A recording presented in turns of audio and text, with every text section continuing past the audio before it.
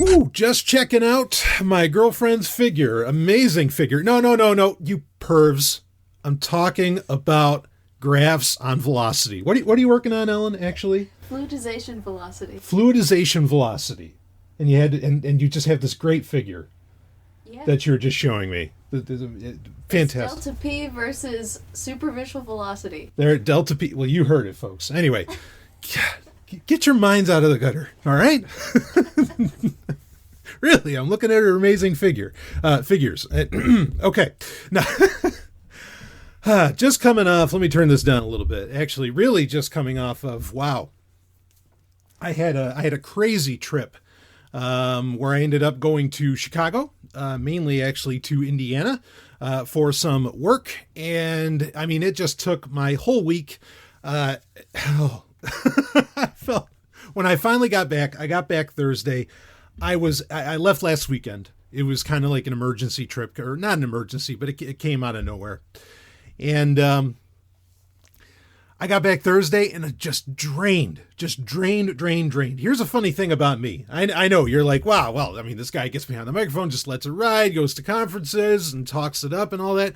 Look, like, it takes so much out of me, okay, to really appear in public.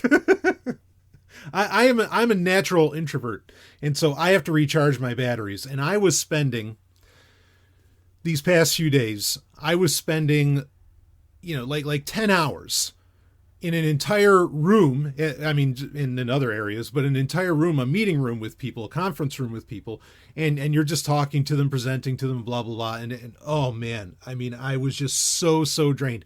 I'm still recharging, but the Golden Stallion is going to be here for you. Okay, to get you your hookup, to get you, well, we got your weekly Q&A here. We've got 2 episodes of Sovereign Tech that are going to come out over the next couple of days, just to play a little game of catch up, and and then we'll get in some other things. But man, was I drained. But it's worth it, because, and I'm not gonna go into details, but when you're working with companies that really are doing great things for the planet, which, I got somebody made a comment. It's like, wow, you're talking about saving the world. Are you still an egoist? Yes. No, of course I am. But I'm also, I love the fact, if I think of it, I'll link to it in the show notes. There's the great, and it would actually make a great overall subject for Sovereign Tech at some point. And you can read the comment that was made on the Podbean app, or at the Sound on, maybe it was last week's Q&A, or maybe it was during the Taste of Q&A. I don't recall. But anyway, there's a great video by Kierzigzog that came out a while back called Altruistic Egoism. Now, I've shared this many times before, so it's not really anything new for me. But the basic gist of altruistic egoism is that, okay, yeah, the individual is what matters, but it's in the individual's best interests to, basically be kind to other people and so on, right? And it is, people react. Well, I don't know if I want to say they react better to the lure than the lash. I'm not going to go down that road. But my point here is that, well, I want a pretty planet to walk around. That is me being completely egoistic. That is not me being, solely altruistic in any shape or form. I want a good-looking world to walk around on. Bottom line. That's what I want. So, for a lot of people, and I think this is actually, and even George Carlin has called this out accurately, that, most people that are even into environmentalism and a lot of these other things they don't really care about the planet itself. They just don't want trash in their front yard. Right? And I get that. I'm not saying that that's necessarily okay either, especially when they want to start laying out legislation for just so that they don't have trash on their front yard. Of course, I don't agree with that. But yeah, I mean, me wanting a good-looking planet does not mean that somehow I have to give a shit about humans of the future, or that I have to give a shit about X, Y, and Z. It's just what I want, me, quite selfishly, or should I say in self-interest, because selfishness, of course, the raw definition of that is a very bad thing. Selfishness is, you getting what you want or having what you want at the expense and harm to others. That's a problem, right? But no, so totally an egoist. I apologize if there's any confusion on that. Okay, it is simply a matter of what I want, and that is the expression of egoism. And of course, as I've often said on Sovereign Tech, answering the question of what you want is the single most important philosophical precept and question that can possibly be answered by any unique one or individual, as it were. But anyway, we've got some great stuff to get into in this episode. We have a question, we have a tech point to bring up. It's a point, not necessarily a question, but I think it's an important one to bring up and a point of discussion, which Q&As are good for. And also we have some religious stuff to get into. Got a great documentary shared with me in the Sovereign Tech Polytechnic Telegram group. Boy, if you are not joining that, got quite a few people that have come on board. It is active as fuck, and I am so happy about that. So this past week, like I said, I've been so insanely busy. I mean, when I said it was 10-hour days, really it was more like 18-hour days. Because after those meetings all day, then they want to go out to dinner. And I'm not going to complain about getting a free dinner, but I still have to be on, and I still have to, anyway, won't go there, but I still have to be on. So it's really still work, even though it's, in a very feasting, not festive, but a feasting environment, shall we say. Regardless, so I wasn't able to really be active in the Telegram group in the past week. I will continue to do so, but you don't even need me, it seems, because all of you, the discussions going on in there are tremendous, and the way that you're helping each other, which is, the heart of having some degree of a community around certain ideals or entertainment or whatever, is a beautiful and wonderful thing, especially... Oh, for fuck's sake. Especially when I look around at the Star Trek fan base or the Star Wars fan base, and it's a goddamn fucking mess. In fact, you know what? I'm going to give you, because I don't know. So there are loose ends that I want to tie up of things that I want to talk about with Star Trek. But here's the thing, and I'm going to be quick on this. Okay. Anyway, join. The link is in the show notes. It's in the show notes for every episode that comes out on Zomia ONE, so you can't miss it. Join that Telegram group. I guarantee you're going to have a great time. It's amazing the shit that goes on in there. And I will be active in there. It's just the past week has been insane.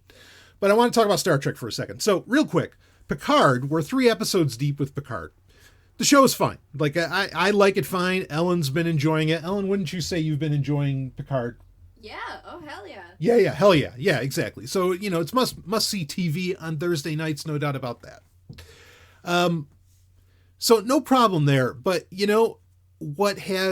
because of what the past 3 episodes of Picard have laid out basically for the year 2399 in Star Trek, this has raised a lot of questions about canonicity.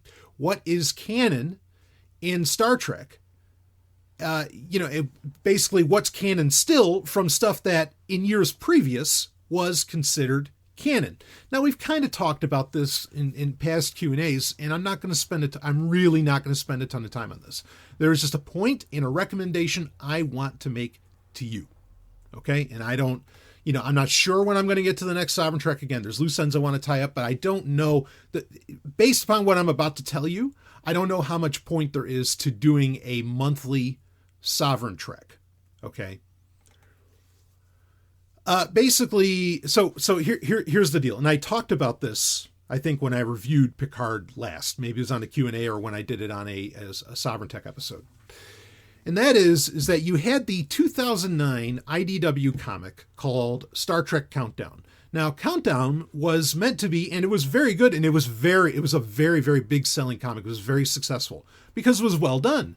And it made a great prelude to the 2009 Star Trek movie, which I actually really, really like. I like the Kelvin timeline movies just fine. And one of the writers for Star Trek Countdown came out, and you can find this online. I pulled up the link and everything because I wanted to get to the nitty gritty of a lot of this canonicity stuff. And he comes right out and says, this is canon. And then another writer comes out and says, well, he's not in a position of authority to say that. And it's like, okay, well, which is it, folks? Now, Picard has clearly debunked, or not debunked, discredited points laid out in the Star Trek, in the 2009 IDW Star Trek Countdown comic, right? For example, in Countdown, Data is captain of, of the Enterprise in that. And clearly Data was able to imprint himself onto B4, the android B4. In Picard, that obviously did not happen. Okay, so that comic has been contradicted. Now, with this really wasn't an issue, okay? This whole thing with canonicity, because I've known since I was a very, very little child that anything I read of Star Trek outside, anything that wasn't on the screen, Roddenberry's basic rule, Gene Roddenberry's rule was anything that wasn't on the screen was not canon. That's fine. Okay. And if you're passionate enough about Star Trek, or you just have to get more Star Trek, and boy, let me tell you, when I was a kid, I couldn't get enough. And so I was reading all of James motherfucking Blish's Star Trek novels, many of which they were novels, many of which were basically just retellings of various episodes of Star Trek. I read, everything I could get my fucking hands on. And I still think there are Star Trek books that are just so good that they're worthwhile to continue, reading, even though they were never canon. They were never, ever canon. Okay. I have no problem with that. I don't need Star Trek books or Star Trek comics to be canon. It's not a requirement for me. That's fine. With Star Wars, a little bit different. Right? Because Disney made it abundantly clear we have one big giant sandbox that we're playing in here, and it's all real, or it's all canon. It all happened. Right? Now, when Discovery started, CBS basically changed their tune. They said, oh, no, Star Trek Discovery novels, they're canon. And it would appear to be that Picard, tie-in material is also canon. Fine. That's great. More Star Trek for me. I'm going to jump on it. I'm going to read it. I'm going to read all your comics. I'm going to read all of your books, or listen to them on Audible, whatever.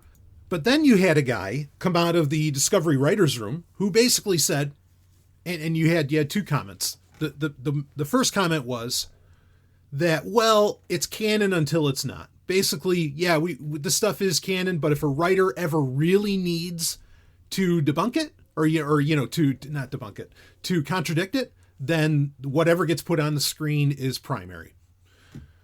Okay. And then another person comes out and says, well, the nice thing is we've set things up so much with tie-in material that a writer will never have to worry about that. And now you're basically getting that the running line from both the writing team, for Star Trek, or the production team for Star Trek in general, not just Discovery, but everything that CBS is doing. Okay. And also, I mean, you have very, very sites, in fact, that I enjoy, like TrekCore and everything. They're basically all coming out and just saying now with this, and particularly since Picard has directly contradicted something that was claimed to be canon, which is the 2009 IDW Countdown comic. They've basically come out and said, no, none of these books, like, they're fun little extras, but they're not really canon. Okay, so what I said about, what was it, the USS Verity that was in the Star Trek Picard Countdown comic from IDW, right, which was that Odyssey class. Okay, no, that's actually not canon yet. When I thought it was fun that it was canon, it was really cool for, because that was a fan creation that was part of a contest for Star Trek Online to design the Enterprise F. And I thought that was beautiful. Yeah, wow, a fan, really, really, like a hardcore fan, really injected something that became part of the Star Trek canon. No, not really. So now the narrative around all of this stuff, the Discovery books, the Discovery comics, the Picard books, which, there's actually a tie-in Picard novel coming in a couple days. The Picard comics, all of it. No, not really canon, because ultimately it can be superseded by anything that happens on the screen. They will not make any writer beholden to content that has been laid out.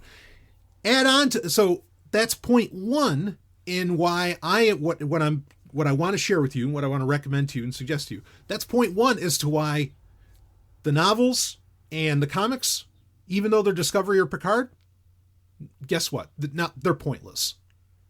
Okay, like there's no point to buying them or to reading them because ultimately they mean jack shit. Okay, So there's that. But then the second part of this is that, okay, so even if the producer wants to, a producer for Star Trek wants to claim, yeah, but we've set things up in such a way that no writer ever has to worry about contradicting things. That's because they will only tell you stories, kind of like Dead Endless, which I talked about, which is the most recent Discovery novel to come out in December of 2019. They'll only tell stories that really don't mean anything. Like, you're never going to get anything to happen in these comics or in these novels that have any weight or bearing on what you see on the screen. And so that's point 2 of what makes these things absolutely fucking worthless. And they might as well not be canon, because they can be superseded at any time, and they're not going to have anything meaty or meaningful occur in them. Not really. So fuck it. Don't bother with these books. Don't bother with these comics. I already went through and I mean, I would keep Star Trek comics handy for when I want to, go reference something. They're not reference material. They're bullshit. Same with the novels. Hell, I returned some of them on Audible, the ones that I could, to get a credit back. And I'll probably listen to the card book and then I'll return it for a credit back too, because who fucking cares? Like, I'll listen to it, okay, because I'm intrigued to see what's up, but I'm not going to bother with these books anymore. I got into them. I started reading them. I made them required reading because I thought that they would have some goddamn meaning and that they would have some influence on what happens on the screen. But they are not going to. And in fact, even TrekCore has rightfully brought up that season 2 of Discovery has already contradicted points made in 3 of the Star Trek Discovery novels that have come out. And they're not wrong. I see exactly what they're talking about. So they don't care. The whole canon thing, again, and we've known this, but it's pure marketing. It's pure bullshit. It doesn't mean anything. I mean, with Star Wars, I guess maybe it still means something, but I think ultimately with Star Wars, they're just doing the second point of what I laid out, where it is going to take place with things that just have no bearing. Okay, no weight in what happens on the screen. You're just really not, even though I would argue maybe the Canon comic did or something like that, but it's ultimately meaningless. And with Star Wars, I mean, they can't even give you a fucking straightforward fact on whether or not the Emperor influenced the midichlorians to birth, Anakin Skywalker in Shmi, right? I mean, they're even having debates about that. No, there should be, the whole point of having a canon is, in fact, this is funny because this will kind of play in nicely to what we're going to talk about later when we get into our religious question that was posited in the Sovereign Tech Telegram group. The whole point of having a canon is where you can lay the hammer of God down and say, this is how it is in the universe. But you can't even get that. Not with Star Wars, and you sure as fuck can't get it with Star Trek, because they are ready to contradict that shit the instant it's necessary. So just fuck it, okay? I apologize. I'm going to apologize to you. When I am wrong, I say so. I apologize for ever inspiring any of you to read Star Trek tie-in material. I really apologize for that, because CBS has made it abundantly clear that stuff doesn't matter. Don't give them a fucking dime. And you know what? While you're at it, torrent the fuck out of everything. Torrent, the episodes of Picard, they come out very quickly. Torrent, season 3 of Discovery. Hell, better off don't even watch it. Torrent the short treks. Don't buy the Blu-rays. Don't bother. No, I mean, you want to buy the Blu-rays of Enterprise and, in the Next Generation and the original series. Well, sure, because there you have an actual canon that made sense, made some kind of sense. But don't fucking bother with the rest of it. Don't, just don't. And fuck, the Blu-rays for Discovery have been, I mean, they are a dearth of extra material. They're not even worth their fucking salt. Terrible. Anyway, so there you go. There's my bottom line on that. Now, let's get into some questions, shall we? But hey, again, quick, Picard, it's been pretty good. In fact, funny thing. This is tech relevant. There is analysis, and there was actually a statement made by Bezos that, well, the statement is that okay, no, the statement wasn't from Bezos. The statement was from Vince McMahon. Yes, that Vince McMahon, as in CEO, creator, WWE, right? No, I know he got it from his dad, but back then it was the WWWF, an extra W there, and with the F. But anyway, Vince McMahon apparently was approached by major streaming companies, approached to purchase at least the rights to wrestling programming, which basically means some streaming services have reached out to Vince McMahon to buy the WWE. Now, it would make sense. Let's talk about this for a second. It would make sense for it to be Hulu, right? Because Hulu already airs an edited version of, I think, both SmackDown and Raw, or at least they did. Maybe that's not true anymore once SmackDown moved to Fox. Netflix, I'm sure, would love to, wouldn't they? I don't know that Netflix has the money to do that. But the one that does have the money, the one that could pull it off, actually NBC, if Peacock did it, that would be interesting. That would make Peacock a player. Peacock, of course, is NBC's streaming service with the worst fucking name on the planet. But but admittedly, like I feel like Peacock is really I don't even want to call it a dark horse.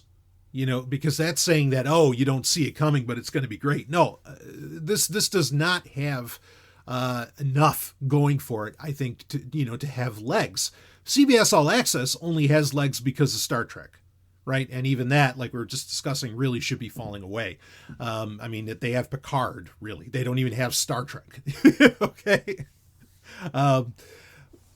But the one that could pull this off, and this is what analysts are pointing at based upon Vince McMahon's comments. I guess Disney Plus would do it, but I don't think that'd be a fit for Disney. Like, I don't think if Disney's got the money to buy out the WWE. But again, that doesn't really fit their corporate image, in my opinion. I think the analysts suggesting that Amazon is approaching the WWE to buy the WWE. Now that makes sense, because that will sink, in my opinion. And not that the analysts were talking about this, but in my opinion, as a wrestling fan, not really of the WWE for the past decade, but anyway, that makes sense because that will hook in the young audience that I think Amazon is having a hard time trapping. Amazon, in fact, we'll get into this in a upcoming Sovereign Tech episode. Amazon has no problem cinching in, your millennials and all these others. Okay. It's like Gen Z or, the much younger generations, even younger than millennials, that Amazon, I think, really wants, which is why they have their Fire tablets for kids. I think that, but those don't necessarily sell well. And I think that this is a way to hook them in to basically getting an Amazon Prime, subscription, right? Which allows for Prime Video, which would ultimately allow for access to WWE content. I could see this happening. That it's fucking crazy. The idea, even though I think the WWE has been shit for a long time. It really, really has for a decade or more. But if I were to ignore my concerns around Amazon fucking owning everything, which, by the way, I predicted 6-7 years ago in my 2099 episode. Okay, go listen back to that and hear what I say about Amazon and that. And back then people thought it was outrageous for me to make those claims. Now the Amazon World Domination Tour is, showing what it's got, including maybe owning the World Wrestling or World Wrestling Entertainment. But if I set that aside, if I set aside my concerns around Amazon owning fucking everything, okay, and the problems there too, this would actually be a good thing for the WWE, because if it was no longer public, right? And I don't know how the purchase would go, but if it were no longer public, and if it had Amazon's money behind it, as in the WWE didn't have to make money off of, you got to understand, the WWE since the 90s has had a real challenge with, frankly, making money. And part of that challenge is that a lot of their longtime sponsors from the 80s onward really got skittish during the 90s, during the Attitude Era, because they were playing, they were doing such extreme shit. I mean, you had bra and panties matches, the stuff that, Stone Cold and The Rock were saying and what DX was doing and so on.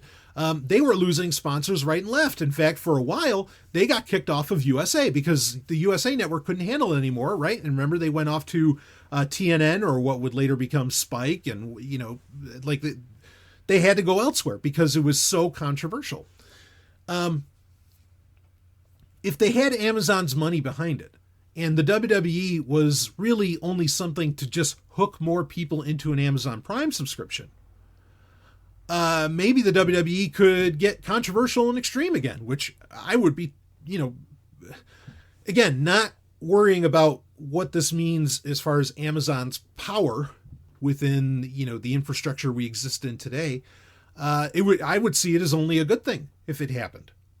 But me being an actually intelligent and very awake human being, I do have to worry about, well, wait a minute, how much more stroke is this giving Amazon? And that's a problem. But wow. I mean, and granted, it's not like the WWE exists without competition, right? And it's not like this sort of thing hasn't happened before. I mean, we've had ultra rich guys. We've had the quote unquote richest men in the world by wrestling organizations in the past. It's not crazy. Ted Turner bought the NWA/WCW, turned it into WCW, back in the late 80s. This is not crazy for this sort of thing to happen. But again, the WWE does not exist without competition. I mean, you have the AEW, which they just signed a multi-year deal with TNT, of all ironies. And I mean, you have the NWA, which is, I think, doing very well. I don't know the exact metrics on a lot of that and how that's turning over to money for Billy Corgan, who owns it, Smashing Pumpkins. But, I get the sense it's doing pretty well, and I hope that it is. But it's kind of funny, I mean, because now, being a wrestling fan of organizations outside of the WWE is almost like an ethical imperative now, because you got to stop those fuckers. Who knew that Chris Jericho would be leading the rebellion against Amazon, right? I mean, if this ends up happening, I saw that this morning, and well, let's just say that there was some defecation that went on. I couldn't believe it. But regardless, so just putting that out there, something interesting, to talk about.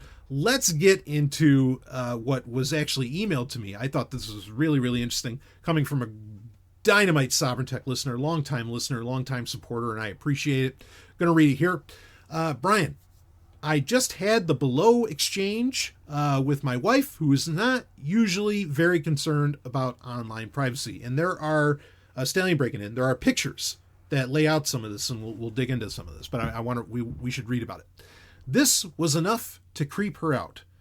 Target sent her the below email within minutes of making a purchase without her having ever shared her email. It seems that they must have purchased her email from a list that was associated with her debit card, or are otherwise working with a marketing firm that has access to that information. Creep level 5,000. Now I'm going to read that email, or a bit of that email, quick, and then we'll read the rest of the listener's email. This is the email from his wife. Let's see how, so it's Target Store Guest Survey, 2 minutes. That's the subject line of the email, and this is from January 2020, by the way. How was your visit? That's what it says. And please take a moment to complete our short survey about your most recent shopping experience at the store. It gives a location, but I won't share that. Your opinion matters to us. How likely are you to recommend Target to a friend or family member? And anyway, it's a survey, and it goes down. Now you could say, survey, not the biggest, deal in the world. It's just a fucking survey. Aha. But what the big deal is that she never gave Target her email, but she made a purchase there. Why the fuck is she getting emailed about this? Okay, that's where it gets creepy. Let's read on with the listener's email. I had a similar experience a few weeks ago at Home Depot where I needed to make a return but did not have the receipt or the card that I used to make the purchase. In this case, they told me to swipe any card instead. I gave them a different card from a different bank, which I had never used with them before, and they were able to pull up my purchase history to make the return.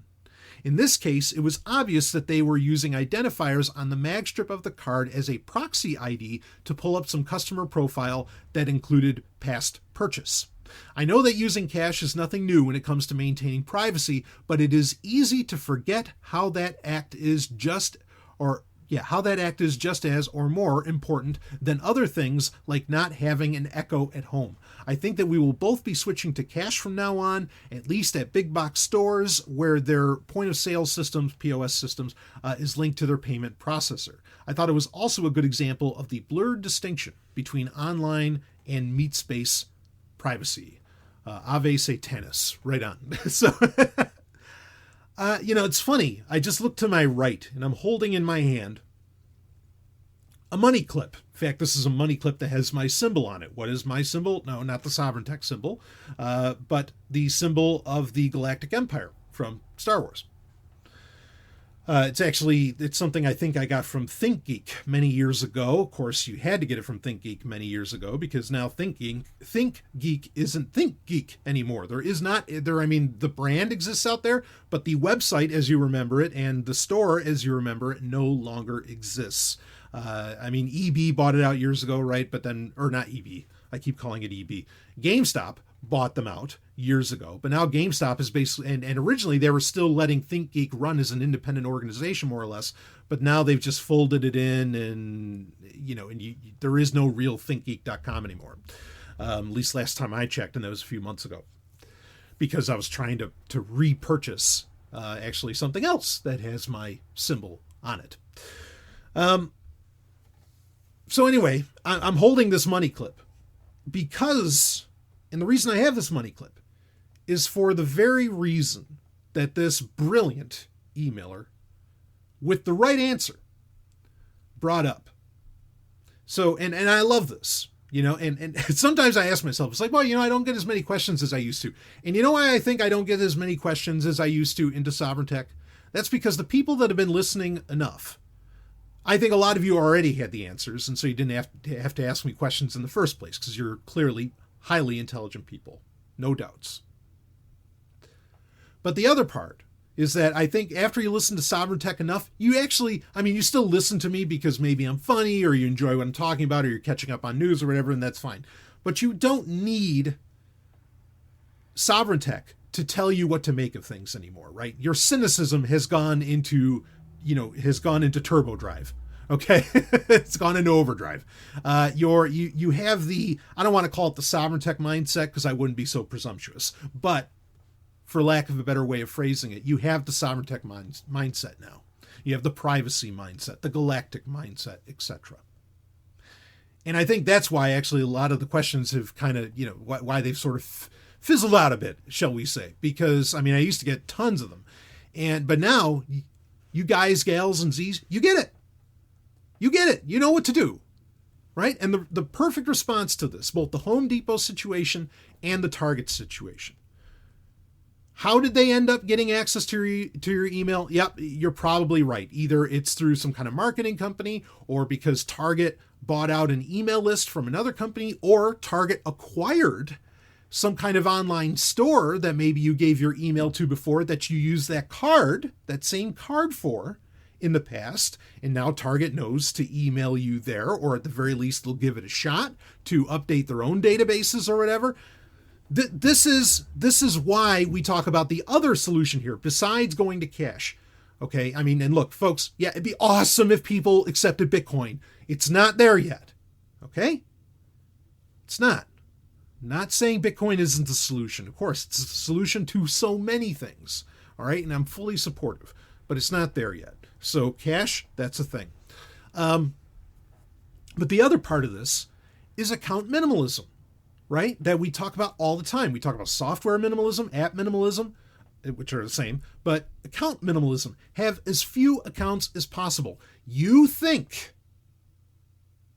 that you setting up, an account with an independent online shop of some kind, that somehow that's protecting you from your information getting collected by, one of these, by one of the big boys, right? By one of the big retailers, whatever that, Walmart, be it Walmart, be it Amazon, be it Target, whatever. It's not protecting you from shit, because most of these little stores end up getting subsumed and acquired by a lot, by these companies, or these companies willfully, maybe they stay independent, but they willfully, for a pretty good chunk of change, sell off your information to Target, Walmart, Amazon, go down the list, right? It's just a way to subsidize their operations. So that's why the emailer, rightfully so, I think, brought up. I mean, that's why you want to keep account minimalism. If you're going to these online stores for whatever reason, most of them, in fact, especially with a lot of stuff, that legislation that doesn't even have to do with America, have switched to where they're almost forced to have a guest account option, where, and that doesn't mean you're necessarily in the clear, okay? But use the guest checkout if you can. And if you don't have to have the receipt or get the email or whatever about it, all right, or use bullshit emails, whatever, for setting some of this stuff. That's an option. But ultimately, yeah, I mean, a real answer here, cash is, I know cash has identifiers on it, right? And that ultimately the U.S. government, or at least the Federal Reserve or whatever, could probably, and banks could trace your purchasing power and your purchases and your purchase history to some degree with, the identifiers on cash, right? That could happen. That could happen. Okay, I'm not saying that that's impossible. However, that's wholly different from entire corporations having your purchase history, getting access to your email, and so much more, because the emailer brings it right up. This is another place where there's the blurred distinction between your online privacy and your meat space privacy. Your online life and your meat space life. They are completely intertwined unless you take very intentional. It's a very important word. I know it's a buzzword for a lot of marketing people, but it needs to be, you need to take it seriously and forget about the marketing hullabaloo, okay? We need to be very intentional and conscious and purpose, driven with purpose to reclaim this privacy. And cash done right is a way to make that happen. I hold this money clip as a reminder, and I use it. I mean, it's my wallet. I don't have like an actual wallet. This is my wallet. I hold this as a reminder that in privacy, as far as privacy goes, cash is still king in this world. And fortunately, we, especially if you live in America, you live in a place where cash also is very much not just in privacy, but is also very much still king. I mean, and it really is. Okay, you might not be able to do online purchases or things like this. I mean, we could get into talking about strategies of buying gift cards instead of, using your credit card and blah, blah, blah, and all these things. I mean, this also, but really, when it comes into where you want to do online purchases and get gift cards, that's where Bitcoin comes in, right? And becomes, the real powerhouse as far as that goes. But regardless, yeah, I mean, buying, we talk about this all the time, and it's not a new idea. It's not Sovereign Tech's idea by any stretch of the imagination. It's been around for decades, but buying local, right? Buying local, buying from, the brick and mortar, and using cash to do so. That way there's no identifier as far as it goes. And I know how out of vogue that has really become, because, I mean, I've been there where I have handed the person, the cashier, I've handed them cash, and they look at it, like I handed them a tissue with my snot on it or something. Right? I mean, it's almost like they're disgusted. Like, cash? And then they have to think. They have to do the math in their head. Yeah, it's funny because remember Idiocracy? Ellen and I were actually rewatching this recently. Which, by the way, this is one of those movies still only on DVD. Never got a Blu-ray release. Never got a 4K release. You want to know why that is? They don't want people to watch it. I don't think they want that out there. I mean, you can't avoid that. Like it gets schlepped off to streaming services as part of, a larger movie catalog. I don't think anyone's purposely like looking to have Idiocracy there, but it adds to your numbers if you're a streaming service. But I think part of the reason that because everybody knows this movie. Everybody remembers it when you bring it up to them. Everybody saw it. It's just they don't want you to like, I guess, make it part of your everyday. And in fact, in recent years, I think there's been active suppression of the movie Idiocracy, where you have had write-ups by quote unquote woke people saying, oh, actually, this movie is it's derogatory, it's insulting, it's racist, it's blah, blah, blah. Now, I'll be the first to admit, like the whole IQ thing in the beginning is stupid. I mean, IQ is that concept, okay, of intelligence quotient is scientific. It's not science, but it's nonsense. It's scientific jargon nonsense. It's crap. I'll be the first to admit that. But a lot of the more abstract points of it, I think, even, look, I can appreciate The Rock, but we've even got The Rock, speaking of wrestling, out there. I mean, he's constantly cracking jokes about becoming the president. And he's like, what, he's going to run with Oprah?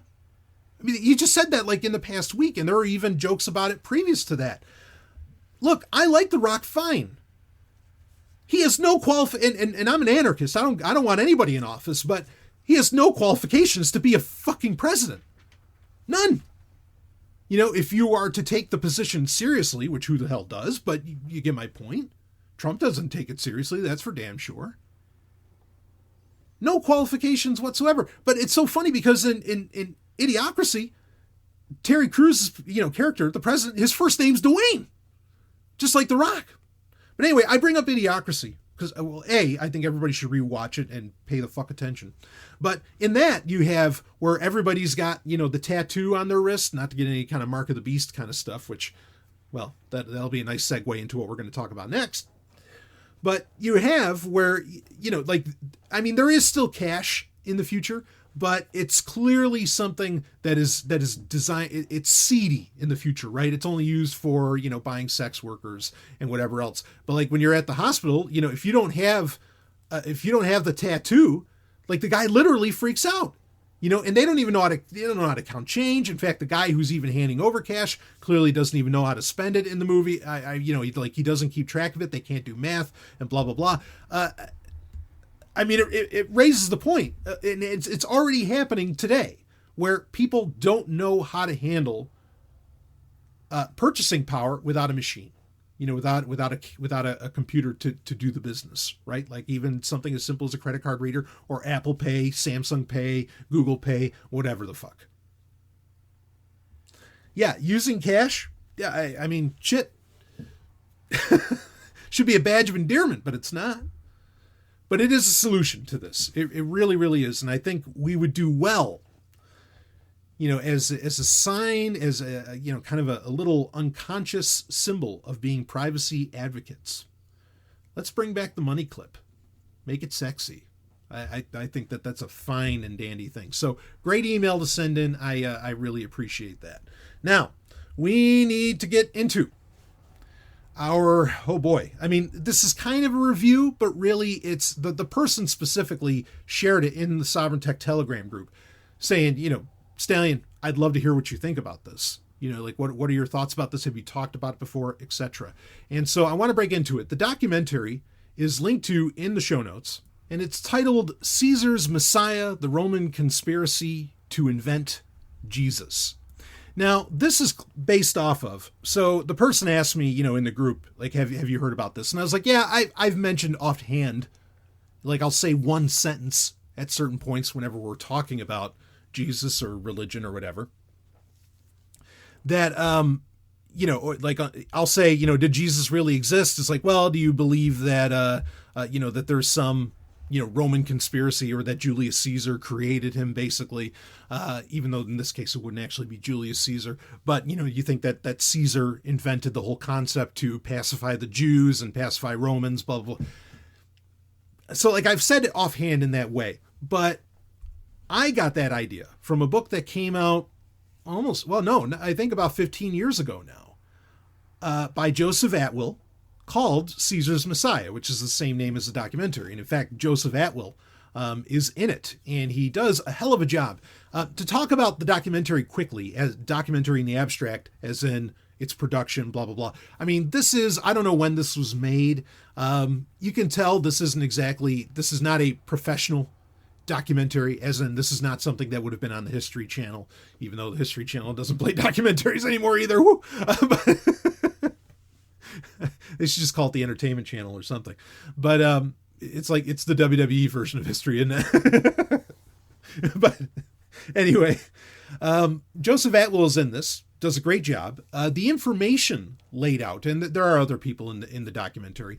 The information laid out in it is very well presented, in my opinion. It's overall, even though there's some, in my opinion, there are some contradictory points in this documentary that are kind of weird. I enjoyed it. Like, it's not. In fact, I really enjoyed that it was trying to be. It wasn't doing the whole, and trying to play with your emotions. It was a straight presentation, more or less, of the facts or of the theories. And in that sense, I thought it was very well done. I enjoyed watching this documentary because I get tired of these documentaries that come out now, the ones on YouTube or whatever, that are supposedly by truthers, quote unquote, people who are into the truth. I shouldn't say like 9/11 truthers. I just mean people that are into the truth, like the truth movement, which at some point we should probably talk about that. But being done by them, who would argue that, everything is mind control, everything is this, everything is trying to persuade you, to believe in power and all that. But yet they're using the very tactics that they say the government is using against you, or that marketing is using against you and all this. And I always feel like that's really contradictory. That was not a problem with the documentary Caesar's Messiah. So I just want to put it out there that I really appreciate that. Now, as far as what I think about the information presented, and how does it fit in, say, with my own thoughts, opinions, ideas, and facts? Well, I'll tell you this. Okay, so again, I read the book by Joseph Atwill back when it first came out, and I know there have been there was the Flavian signature edition. I'm not exactly sure what was added to that. That came out in like 2011. I have it, but I haven't really, I haven't checked it out. Maybe he presents new info. I don't know.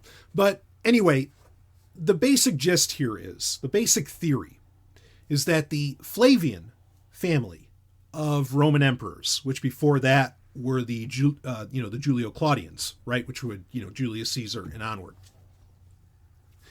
that they invented the entire Christian religion. They even wrote the New Testament, or they wrote the Gospels anyway, right? That they were behind this whole thing. And we'll talk about some of what gets laid out, some of the things that are facts, some of the things that are speculation as far as that goes. We'll get into that.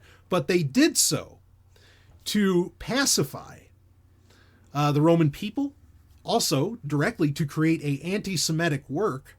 Okay, but it was also, not just the Roman people, but to pacify the Jewish people, but then also to create a stain basically against any Jews that would not accept the Gospels as somehow the fulfillment of their messianic prophecies.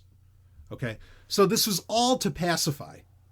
Now, the documentary doesn't touch on this as much as Joseph Atwill's book does, but if the idea is to pacify rebellions, there's an irony, and one that, I'm not saying they're wrong in this abstract point that they bring up in the documentary, which is that religion gets used to start wars, to bolster centralized power, of governments and everything. In fact, this documentary had a very anti-government flair, which I really, really appreciated as well. But like, if Christianity was meant to pacify people, and keep them from wanting to get into war and revolt, for it to be used now in the same way to actually foment war, and there's a little bit of a contradiction there, but I'm sure there's ways in which they'd explain that away, and I think that's just really an editing problem, and they didn't realize that they were kind of laying that out. But the abstract of the abstract, they're not wrong about. that religion does, especially organized religion, does get used to centralize power, control the masses in whatever direction you want them to go. Do you want them to be, pacified against the government, as in you don't want them to revolt against the government? Do you want them to go to war with another government / religion? Yes, religion gets used for both. Like, I think that's absolutely true. So it's not really, it seemed contradictory at the end. And I think people would walk away from this, thinking that's a bit of a problem. Now, the documentary, Caesar's Messiah, it's about an hour and 20 minutes. And the book, the adjoining book as well, it makes a pretty good case for this. It makes a pretty good case that Jesus never existed and that the Flavians basically created this whole thing. There are elements of this case that I think are sketchy. Like, there's points, especially with the documentary, that they get to at the end where I'm like, no, that's... You really got to twist things up a little bit to make that narrative fit. Okay, for example, they bring up how there are events that happened in... Because, so the main gist that they're getting at here is that the Jewish messianic prophecies that the Flavians created, this whole religion to somehow bring resolution to the Jewish messianic prophecies. Because in the 1st century CE, the Jews were a real rebellious problem for the Roman Empire. I mean, and it's interesting. I mean, it was a threat. Most people, I mean, and I don't know what to necessarily make of this, but your average Westerner, okay, for lack of a better term, your average American or even European or whatever, they're used to, maybe you saw King of Kings, maybe you saw Ben-Hur, maybe, think of the New Testament, or, think of the New Testament movies that you saw, or movies about the life of Jesus. And yeah, you might get something about Barabbas. You might get something about, these characters who were, and about some of these rebellions that were, that the Jews were, that they made against the Roman Empire. You might know about some of these things, but it always seems like some rabble-rousers, right? Well, what a lot of people don't understand is that really at the time, and the documentary or the book doesn't really get into this, but it should have. At the time, I mean, look, these Jewish rebellions, these revolts, they had navies. I mean, there was a Jewish navy, you understand. This was not just some rabble-rousers throwing rocks, in guerrilla warfare style against Roman legions. This was a serious problem for the Romans. And it's not the first time. I mean, the Romans had problems, right? I mean, you have the story of Spartacus. You have, Hannibal of Carthage. I mean, you go down the list of the constant rebellions within its own sphere of influence that Rome had to deal with. I mean, it was non-fucking stop. It really was for hundreds of years. And these Jews, these rebels, these Jewish rebels, were bolstered by these messianic prophecies. Almost these end of days prophecies. In fact, maybe we'll talk a little bit about that. But they were bolstered by this. And that's what gave them the confidence to take on the largest empire, the largest military that the world had seen at the time. And arguably the most powerful military that the world had seen at the time. They were bolstered by these messianic prophecies. No, God is on our side. And eventually, if we just keep going, if we keep fighting hard enough, the Messiah will appear and will win, give us the victory. So the Romans, particularly the Flavians, who were in power at the time, and the Flavian era runs from about 69. You get a good 30 years or so. Actually, it goes well beyond that, but the kind of the main time frame of the two emperors we're really going to talk about here, that being Vespasian and his son Titus, okay, ran about 30 years, from 69 CE to 96 CE. And Vespasian is the one who starts setting all of this up, okay, where he's setting up his son to basically, that being Titus Flavius, to be set up as the Messiah. Okay. And so they twisted a lot of the words, and in creating the Gospels, particularly the Gospels, okay, they set it up so that the Messiah actually doesn't have to be Jewish, even though arguably it has to, to the Old Testament, it has to be somebody that is the descendant of the house of David, right, in some form or fashion. So Joseph Atwill's and the documentary's overall point is that Titus Flavian is, or Titus Flavius he is the answer. He is the Messiah, right? And so they basically, Vespasian and Titus, they set up these Gospels and they date them 40 years previous to where, history's written by the victors. So they made it sound like, okay, that there was this guy, Jesus, right, who was, the Jewish Messiah. He was around, and that he would come back in 40 years, or that he would come back to life after he was crucified. And they backdated everything. And that's why things that happen in the Gospels that, wow, we can look, in 72 CE, where these events, like things with the temple and whatever else, nothing left, no stone left unturned, blah, blah, blah, that these events happened, and it seems prophetic when you read the Gospels, but they're not really prophetic because the Flavians wrote it all up after it happened. So for, as an example, and this is such a big subject, like it's very hard for me to not just want to jump around everywhere.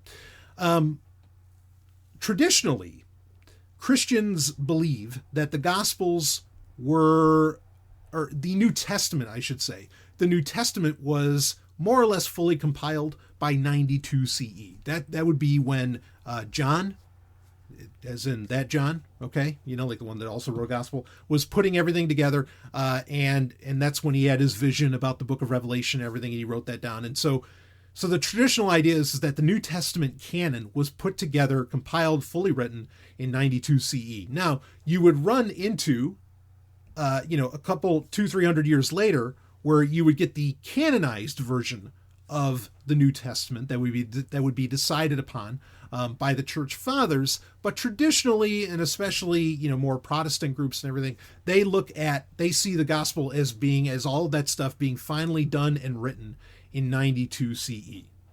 Okay. And the irony is that that's probably not wrong. That's probably about when Titus actually unleashed what we know of as the New Testament, or at least certain parts of it. Because here's the thing.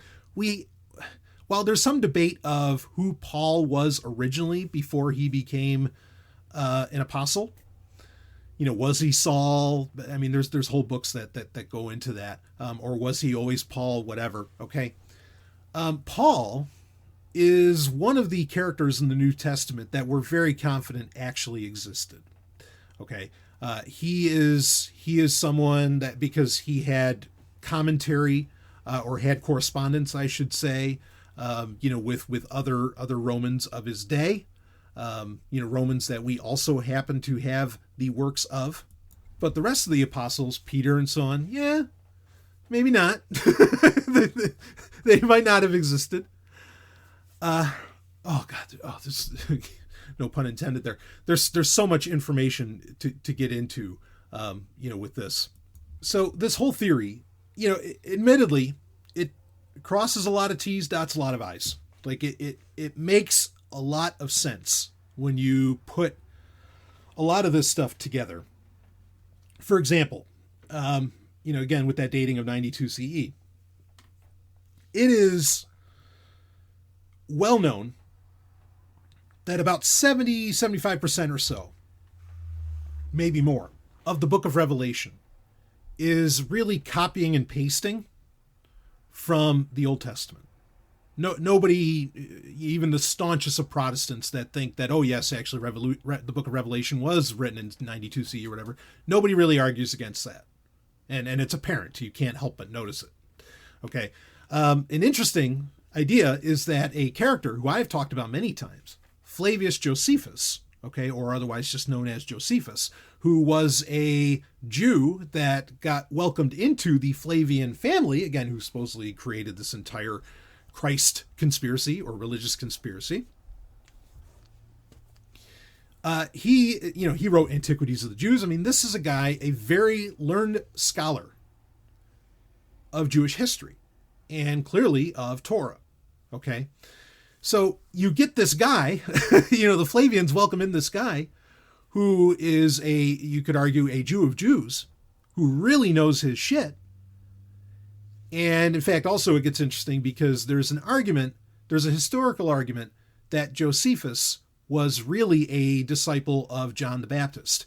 And John the Baptist was originally an Essene, or maybe he was always an Essene, right? So at this time, in 1st century CE and going back a few hundred years from that, you had three major groups of Judaism, okay? Three denominations, as it were, just like you have a multitude of denominations of Christians today. Okay, you had the Pharisees, who were your more conservative bunch, very, literalist by the book. You had the Pharisees, you had the Sadducees, who were a little more ethereal about their interpretations and everything of Torah. Still Jews. And then you had the Essenes, who they are the ones that preserved the Dead Sea Scrolls. Now, the Essenes, while they were very pacifistic by nature, they knew that there was going to be a time, and you can find this in the Dead Sea Scrolls, and we only know about this now because of the Dead Sea Scrolls. And the fact that a lot of the books in the Dead Sea Scrolls are found nowhere else might point at the campaign of what the Flavians were trying to do against the Jews at the time, where they burned all of these very rebellious texts, because the end days, okay, basically the Essene version of the book of Revelation. And depending upon how you interpret the book of Revelation, I mean, there is a great war that happens in there. But for the Essenes, even though they were pacifists, they knew that there was a time when the Messiah would come and they were going to go to war. Now, this was by no means for the Essenes was this a metaphorical or allegorical war, because the books about their end times were specific right down to what kind of swords you make. How long are these swords? Again, the documentary doesn't get into this part, so, I'm adding this in here for you. Okay. It's very, very particular of what they're going to do. But the Essenes knew someday they were going to go to war. And it would seem that they eventually knew that person who they would go to war with is none other than the Romans themselves. They were expecting this. They were waiting for this. Now, we can get into some other aspects that has to do with the cycles of Venus that might play a part into this, but that has nothing to do with Caesar's Messiah, and that has to do more with what the Essenes believed and perhaps where their Jewish religion or their Jewish interpretation, the interpretation of the Jewish religion that they practice came from. That's another story. And if you want to ask me about the Essenes, I'm happy to talk about them. But that's a whole other ballgame. But this group that was very, very popular. Okay, the Essenes were very, very popular until one day they're just gone. Or perhaps they got subsumed. Either they were conquered, likely, or they got subsumed into Rome or Christianity, or a little bit of both. Because again, Josephus, who was welcomed into the Flavian family, but was a Jew, again, was probably an Essene, or at least was very knowledgeable of what the Essenes said. And so this guy, according to Joseph Atwill, gets hired to write the Gospels and to twist the Essene version of the end of days into a way that will make it so the Jews don't revolt, so that they don't go to war. And in fact, we will give them the very Messiah that they are looking for. And that Messiah, though, would be, you had Jesus, but then he dies and then he's going to come back. When he comes back, it is none other than Titus Flavius. Now, it's important to note, and this is something that gets, you have your funny areas of translation.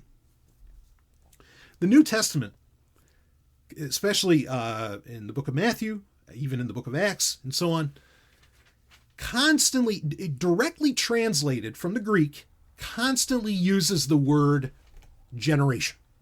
That a lot of events are going to happen in a generation. The power of the kingdom will come back in a generation. I'll return in a generation, etc. Now, modern translators of the Bible will, they try to say, well, actually this Greek word can mean this. It doesn't have to mean in a generation. And a biblical generation, or the Jewish concept of a generation, is 40 years. And that's why it fits so well when Jesus' life ends, that the Titus Flavius coming into power fits into that generation. It fits into that 40 years later.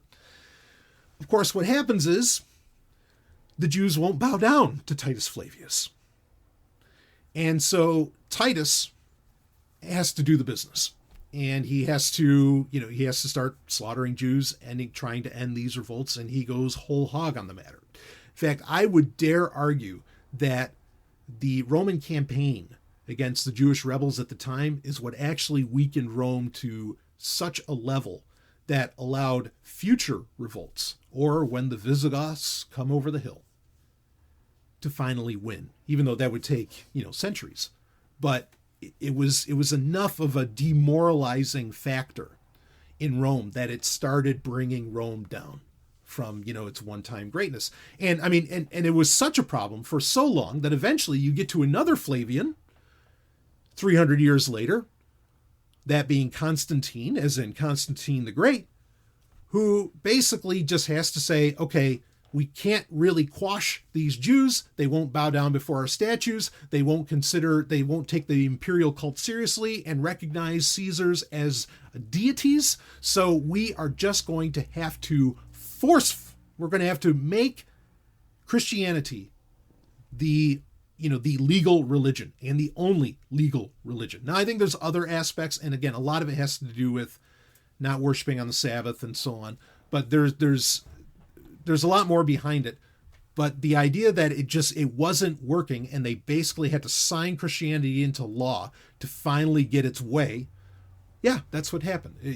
Because they those damn pesky Jews, you just can't hold them down. And of course, that seems very apparent considering, such as myself, we're still here. And I don't see any Romans around. Odd thing. But regardless, there's so much to get into with this. I mean, the way that the Josephus thing, I kind of want to touch on this. It's interesting that more or less the works of Josephus are the only independent record that we have at all of Jesus Christ, or of Jesus being the Messiah, Jesus being the Christ, Jesus performing miracles. That's basically what Josephus says. It's kind of weird, right? That's the only other book, contemporary book at least, that we have that points at that Jesus even existed. Because unless, you have, I mean, that's the only other thing you can point at from that time period that in any way mentions Jesus. And look, there's a lot of things that happen in the Gospels themselves that, whether or not like Romans knew who Jesus were, you got to remember that in the book of Matthew, when Jesus is resurrected, he's not the only one. There's a bunch of people that are resurrected. Now, I think it'd be interesting to wonder if this whole conspiracy theory that the Flavians wrote the Gospels is true, or created Christianity is true.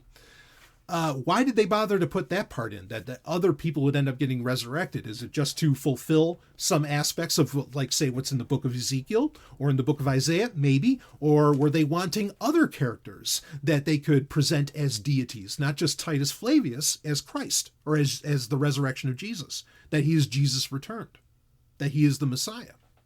I don't know, but you got to understand this, that it's nay impossible that nobody bothered to write as voracious of writers that Romans were, that nobody bothered to write about the fact that, holy shit, there's a bunch of people who rose from the dead and are walking around. Not just Jesus, no, and not just Lazarus. There's a bunch of people. The New Testament is abundantly clear about that. And nobody writes about this? Nobody? Mind-boggling. But the Flavian conspiracy theory kind of makes sense of that, right? To where actually none of this shit happened. It was all a story written ex post facto, but it's not a fact. But it's all done after the fact to try and present Titus Flavius as the Jewish Messiah. Again, fits a lot of bills. It's an interesting theory. Okay, I mean, and to say nothing of, like the first pope outside of, say, Simon Peter, the first pope is none other than another Flavian, right? Clement the First. He was a Flavian. I mean, the Flavian influence on the early church is inarguable. Even a guy who, and this has been this is one of those weird things that Christians don't like to think about a whole lot. You had another Flavian, that being Philo of Alexandria. Okay, now, and we can, there's a lot of history to get into around the Alexanders. Now, I don't mean the Alexanders as in like descendants of Alexander the Great. At the time in the 1st century CE, you had a very, very influential and wealthy Jewish family who basically filled in the gap that the Herodians, or that the Herods left, who were sort of, the rich family, coming into the 1st century CE. The Alexanders were, again, very powerful Jewish family and all this, but they would get subsumed. And we know this from the New Testament itself, right? Because the New Testament even mentions Princess Bernice, who would end up becoming like a consort and wife to none other than Titus Flavius.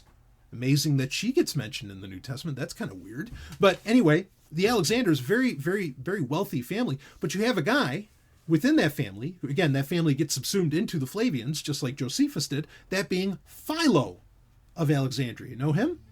Yeah. So Christians don't like to talk about this guy too much, because somehow this guy has all these wild, or not wild, they're actually Stoic, but he has all of these Stoic ideas that he puts together in his varying books. And it's amazing, but all these concepts that he lays out look like they're pulled right out of Christianity. But with this theory, it would actually be the reverse, is that the Flavians just took something from one of their cousins and tossed it in.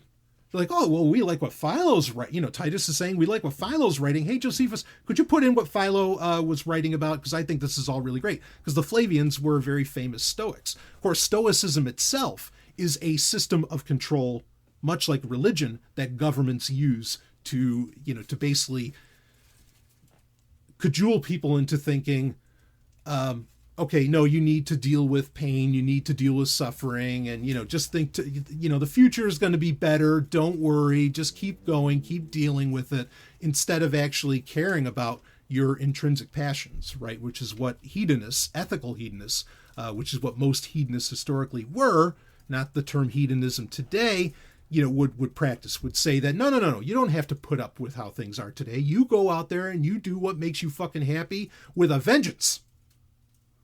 Well, that's not a very good thing for governments to have, right? Because, we've talked about this where, I've brought this up many times, that I think society as we know it, civilization as we know it, is very much set up to keep you from being happy. Because if you're actually happy and content, and you're actually doing what you want, getting what you want, that you don't need government, you don't need militaries, you don't need any of this horseshit. So the mystery of how Philo of Alexandria came up with all of these, came up with 90% of what Christianity considers to be precepts, now makes sense, because he was just part of the conspiracy. Or, his work at least was stolen by the rest of his family and just injected into their, Caesar's Messiah, into their Christ conspiracy. They spend a lot of time in the documentary, and the book did this too, where they are laying out that, okay, well, certainly within Roman Catholicism, there's a lot of paganism that seems to have been injected, and there's a lot of these ideas that have just been a part of the program for a very long time, and Christianity basically just stole all of this. And they use that as a way of trying to disprove Christianity. This is not unique to the concept that the Flavians created the gospel, wrote the Gospels and created the Gospels and all that. There are plenty of independent sources that talk about this. Even Protestant Christians, basically lay this claim against Catholicism often enough. And, it's not an unfair thing to bring up at all. And in fact, they bring up, and there are things to run with this. They bring up in the documentary about how the Vatican is built on top of a temple of Mithras, which Mithras, this gets into another point that I want to get into. But you have this concept, and I've written stuff about this, and I know some of you read it, and I've even included it in Zomia ONE Underground content. I think it was called Sovereign Insights that I was doing for a little while.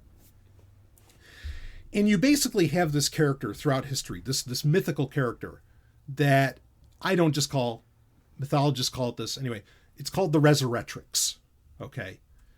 This character, this god that is constantly resurrected. It dies, it comes back to life. It dies, it comes back to life. Or at least this figure that dies and comes back to life, etc.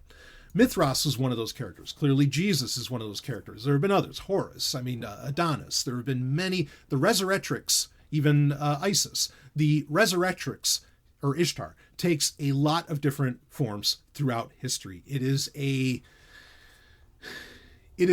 as intertwined with humanity as any concept since basically we invented writing for ourselves. It's always there. And I think there are interesting things to take away from that. I mean, and in fact, and this is something I brought up in one of my Sovereign Insights, the concept of the Resurrectrix is even in cultures that had no apparent religion or centralized god or even pantheon of gods. For example, the Minoans had these little snake goddesses. We call them snake goddesses, but again, the Minoans we have no evidence of a Minoan religion. We have these snake goddesses in their houses, but the snake goddess, has a knot in between her breasts and everything. I mean, like all of these, that looks like an ankh, all of these symbols that are really just, it's a symbol of the Resurrectrix. Now, I have my own little theories around what's the actual history of, say, the snake goddesses that the Minoans had. That's a little bit of a different story. But for pagans, a lot of them took this concept of the Resurrectrix, of this dying and then, coming out as a higher being. They took this as allegory, right? It was allegory that as you gain more experience, as you worked on yourself, etc., your lower self dies off. The past self that was representative of the lower self, that wasn't as knowledgeable or as enlightened, dies off, and you rise again, more in touch with your higher self, and that you do this all the time. You are constantly going. It's basically the most ancient self-improvement story we have, the Resurrectrix. So this is something that kind of hits every human at their core, because the story is just so prevalent. And I think it's a part of who we are. We are constantly, when we're healthy, I think we are constantly trying to better ourselves. And so having a allegorical, mythological notion or story for that, like the Resurrectrix, in whatever shape it takes, Adonis, Mithras, go down the list. Of course, we have that. And it's an easy way. It's such, I don't want to call it necessarily innate, because I don't think it's genetic, but it's so culturally innate that it's the easy thing to inject into a story that resonates with everybody. Even the Jews, right? And so that's why Jesus is a Resurrectrix character. And also it gives historicity to a claim that Titus Flavius would try to make to pacify the Jews. Okay, once you get into the latter part of the first century. But then this time around, the concept of the Resurrectrix is to be taken literally. And once it's no longer allegory for you improving yourself, for you getting in touch with your higher self and your higher nature and so on. Once it becomes a literal thing that happened to a person, in this case Jesus Christ, and then represented in Titus Flavius, when it becomes a literal interpretation, then instead of empowering you, the individual, it empowers centralized authority, which was the ultimate goal of the Flavians. It's a great theory. This whole thing, really, it's a great theory. Where it starts to fall apart, in my opinion, is when they try to attribute actions of Titus Flavius and say that, well, there's stories retold in the Gospels that are basically metaphor for actions that Titus Flavius said. And this falls into what's known as typology, which absolutely Torah uses, where in Torah, you have stories that seem to, like, they're almost cyclical. Like, oh, yeah, I know this event happened and this event happened. In fact, Christians use the same thing. It's what they call a type of Christ, right? Where you have all these characters like Elisha, Elijah, and so on, who are considered types of Christ.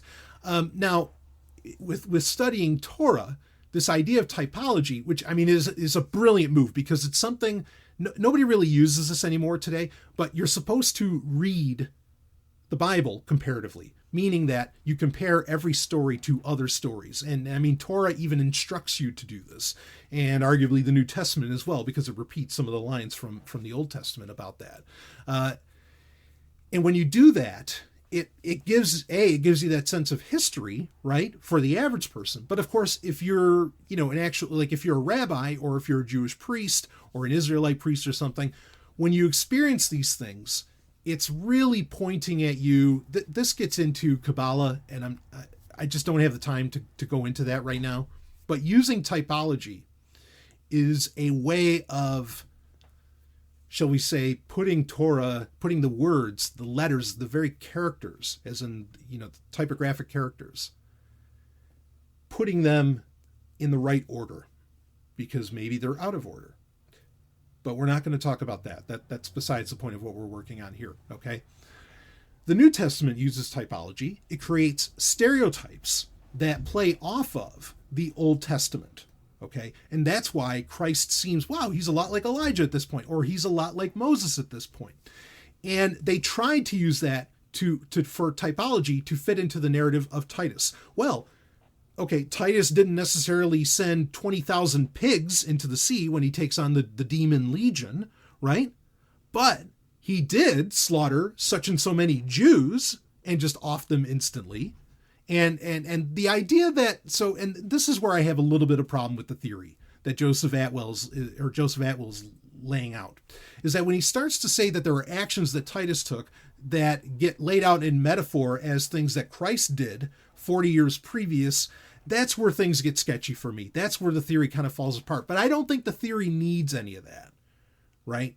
It really doesn't. It does a good job when it brings up typology and saying, well, you see how Christ is actually a lot like Moses. Moses had to go through the Sea of Reeds, right? He crossed through the water, just like Jesus had to get baptized, to finally become what he expected. Moses is in the desert for 40 years. Jesus is in the desert for 40 days. Wow, these are very similar. Like they're just different enough, but it falls under typography, where it's a stereotype, where it's like, oh, okay, but where a Jew would read it and say, wait, this feels so familiar. This must be God. And that part makes sense, but trying to attribute actions of Titus with Jesus, that part falls apart. And you don't need to point at Titus Flavius being Jesus or being the resurrected Messiah, for that to make sense. Okay, and for this Christ conspiracy to have actual cachet. But regardless of that, again, it's a very, very interesting theory. Why do I think that it happened, or that this is how it actually went down? I'm very open to this, and I have been for a long time. That's why I would name drop it, basically, any time that I would talk about Jesus, because I'm very, very open to this possibility, because, again, it dots a lot of I's, crosses a lot of T's. It really does. It suddenly, history makes more sense once you put this in there, because we have no history. No real history of Jesus's existence, right? Or of any of the things that supposedly happened between, depending upon when you want to say Jesus actually was born, was it 4 BCE and he lived to 30, however you want to put that together. We just don't have any history of this stuff ever really happening. In fact, some of the even stranger stuff, we really should have more history, because it didn't just have to do with one guy, kind of like what I brought up earlier. So, but at the same time, and I got into this, like with the Essenes, right? I mentioned them earlier. I think John the Baptist was a real person. And I also think, I think that Josephus actually points at that John the Baptist was a real person. And I think that John the Baptist was actually meant to be the Jewish Messiah. But then, or at least he fit the Essenes bill of the Jewish Messiah. But he got offed too early. And I think he had a cousin that took over, and that cousin was who gets attributed to being Jesus Christ. As far as, the Gospels and all this other stuff, I mean, a lot of historians readily accept that the Gospels and the New Testament in general, I mean, the writings of Paul, sure, but that, people will suggest that actually the Pauline Christ, as in the Christ in the works of Paul, is a different character than what's in the four Gospels, in the Synoptic Gospels, or even the Gospel of John. That they are not the same person. Just like the Christ in the book of Revelation. Somehow, I mean, he even looks different. He has white hair, right? He's wearing the armor, the blazing eyes and everything. He's a very different character than what you experience in the works of Paul. He's a very different character than what you experience in the Gospels. So what we know of, or what is conventionally considered to be Christ, that person, that character, probably did not exist. But was there a real Christ? Well, I mean, and I would go so far, if you want to go into some conspiracies, I think that we have people throughout the past couple thousand years who knew this. For example, Thomas Jefferson. He wrote what's commonly known as the Jefferson Bible, right? The life, or what is it? The life and teachings of Jesus of Nazareth, or something like that is the actual title for it. But it's commonly called the Jefferson Bible. And he wrote this specifically, and I've gotten into, there's weird things, what languages he used to translate from and everything, but he's basically getting rid of all of the supernatural aspects of Jesus's life. And he's saying this is what this guy actually laid down and taught. Okay? Because a lot of what Jesus taught, again, Christianity is different, and I know you're going to bristle at this, but really you can point at it, especially when you study Philo of Alexandria. Christianity is a different animal from the teachings of Christ. And the teachings of Christ, in fact, this documentary brings it up, a lot of the, love your neighbor as thyself, a lot of these other things, the simple stuff, a lot of that was already part of the Jewish canon. It was already part of Torah, right? Hillel the elder, I mean, he came right out, he said it. He said, the whole of Torah is basically love thy neighbor as thyself. He'd use slightly different words, but the same exact meaning. Jesus had nothing revolutionary to say. He just kind of put it all together. And that's what Thomas Jefferson put all together. But I think he stripped everything away from the New Testament that wasn't what this actual character who essentially took over, filled John the Baptist's shoes and went onward and probably got offed himself. And, and what those teachings wouldn't get picked up, well, for at least quite a few centuries, if not longer. And, we can get into the Florentine Renaissance and a lot of other stuff that probably points at some of that, a rediscovering of history that went down. But to me, the evidence stands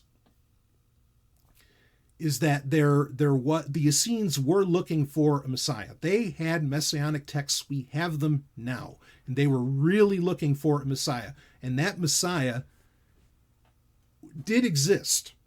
They lost. Okay, the Essenes weren't right. But they did get their person. They did get their character. And that person ended up being who perhaps, maybe it's a little bit of both, where the Flavians would use, they knew there was a character named Jesus, right? That fulfilled the Essene messianic prophecies that came after John the Baptist, because none other than, Josephus himself would be aware of this, who probably wrote the Gospels. The documentary brings up very well how, stuff that Josephus wrote reads almost word for word verbatim of things that are in the New Testament. That's a problem, right? But anyway, maybe they knew there was a character that they could base this Christ off of, and that they could. So again, it could be both, because then Titus Flavius, could still fill that bill. And just the idea of this Messiah coming back to life, which doesn't exist in the Essene scriptures, okay, and in the Essene prophecies, but they would meld that in with who the Essenes thought were going. Because again, they were gone by that time that Titus Flavius took over. The Essenes were effectively gone. And so they lost. they were wrong. But then they had their day in the sun, and whatever really happened to them. I mean, there's some, historical evidence for what may have happened to them, but for them to be so wiped out, that's where the victors wrote history and basically wrote the Essenes out of history as well as they could. And fortunately, though, decades ago, we find the Dead Sea Scrolls and we get some truth. Not that their prophecies were true, but that they existed and they were a force to be reckoned with. This gets into, so I guess I could see where it really like both occurred. Where my theory that yes, Jesus was a person. Of course, he was just an Essene, carrying on the messianic prophecy, but then losing, and then it becoming more, and then what we know of as the Gospels and as the New Testament getting written by Josephus under orders from Vespasian, Flavius, and his son Titus Flavius, who would be seen as the son of God. Like that both of those, both ideas gel. They can fit together because Joseph Atwill doesn't really touch on that at all, of whether or not, but wait, was there actually a guy? Okay, so the Flavians made it up, but was there a guy that they based it off of? I think that's very possible. But one of a nugget I'm going to leave you with on this, because we got to wrap this baby up. I've been going long. A nugget I'm going to leave you with on this is understand that with Judaism, even then, you had multiple interpretations. You had multiple types, denominations, if you will. You had multiple denominations of Judaism. Rabbinic Judaism is only one form and one interpretation of Torah. It happens to be the predominant one for seemingly the past couple thousand years. But it's only one, and that there may be others, and that maybe in those others there are some very interesting things, and dare I say truths, to glean. So I'm going to leave you with that. Anyway, I totally recommend everybody watch this documentary. I think there's interesting things in it. I think that it can easily fit in with my own, theories that I've already espoused. Again, that Jesus was, that like John the Baptist was meant to be the Messiah. That didn't happen, blah, blah, blah.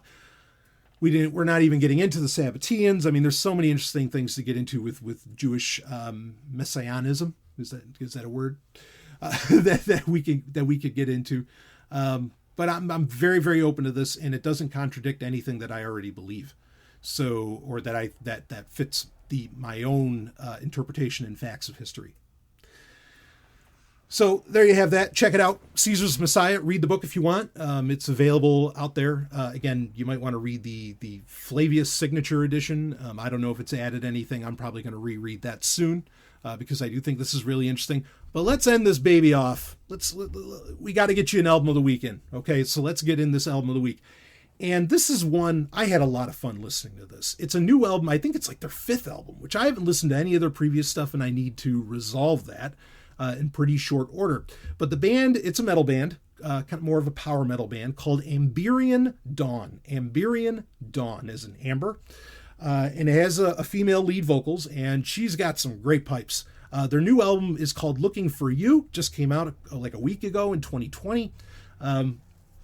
11 tracks, pure dynamite.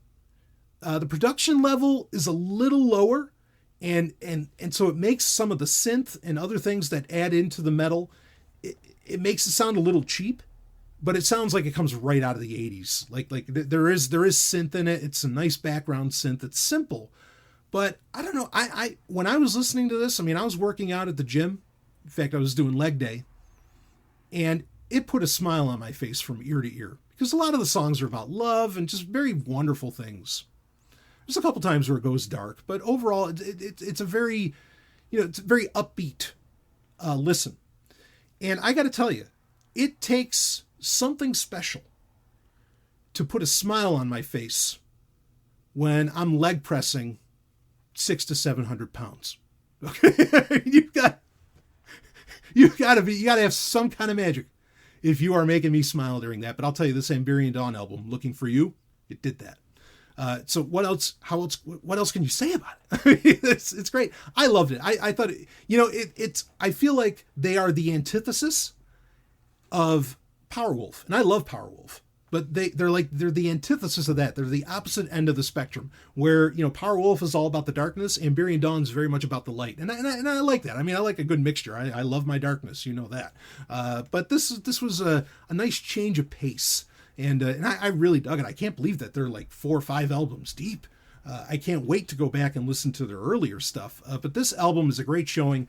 Just absolute dynamite to listen to. So check it out. Amberian Dawn, looking for you from 2020, and I think you're in for I want to say a heaven of a time. I was going to say a hell of a time. They're not Christian, at least I don't think so. But you're in for a great time. You got to check it out. So there we go. We'll end off with that. You got questions, you know how to send them to me, baby. bbs@sovereigntech.com. You can ask them right into the Sovereigntech Telegram group if that is easier for you. Just label it. Like, you can do a hashtag Q&A. That way I can find it when I do a search in the group. Because, I mean, the group is so active. It's very tough to keep track of everything. And that's a good thing. I ain't complaining for nothing. I think that's wonderful. So, and do join that Sovereigntech Telegram group. We are having a great time in there. I love it. And, well, anyway, I'll wrap up this week's Q&A, and I will see all of you on the other side.